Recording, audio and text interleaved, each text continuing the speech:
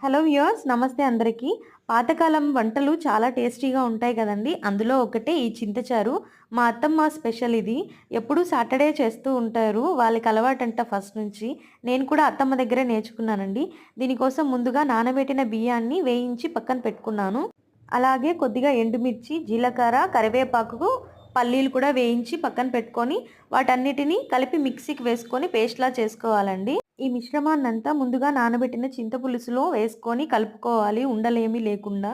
తరువాత కడాయి పెట్టి ప్యాన్‌లో పోపు దినుసులు వేసి కరివేపాకు, ఆనియన్స్ ఇలా వేసి వేయించుకోవాలండి. మరీ ఎక్కువగా వేగకుండా కొద్దిగా వేగిన తర్వాత మనం కలిపి పెట్టుకున్న మిశ్రమం అంతా ఇందులో వేసి కలిపేయాలి.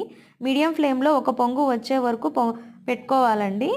ఫైనల్‌గా కొత్తిమీర వేసుకొని దించేసుకోవాలి. మా అత్తమ్మ వాళ్ళు ఎవ్రీ సాటర్డే ఈ చింతచారు అయితే చేస్తారండి. మరిన్ని విలేజ్ వీడియోస్ కోసం నా ఛానల్‌ని సబ్స్క్రైబ్ చేసుకోండి. బాయ్.